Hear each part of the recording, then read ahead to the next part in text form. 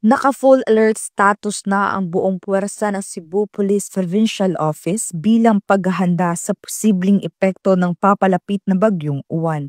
Ayon sa pamunuan ng CPPO, nakahanda ang mga pulis na tumugon sa anumang uri ng emerhensya o kalamidad na maaaring idulot ng masamang panahon. Sa direktiba ni Police Colonel Abubakar Mangilin Jr., Provincial Director ng CPPO, tiniyak ng kapulisan na patuloy ang kanilang pagbabantay at koordinasyon sa mga lokal na pamahalaan upang matiyak ang kaligtasan ng mga mamamayan. Bilang bahagi ng kanilang kahandaan, naglabas din ng mga paalala at safety tips ang CPPO sa publiko hinggil sa tamang paghahanda bago, habang at pagkatapos ng bagyo.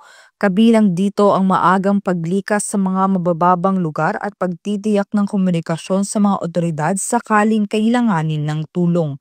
Tiniyak ng CPPO na mananatiling visible at handa ang mga kapulisan sa buong lalawigan ng Cebu upang magbigay ng agarang tulong, panatilihin ang kaayusan at masiguro ang kaligtasan ng bawat residente habang nananalasa ang bagyong Uwan. Mula dito sa Central Visayas, ako yung Police News Network Correspondent Patrolwoman Judith Nicanor, alagad ng batas, tagataguyod ng Balitang Pulis.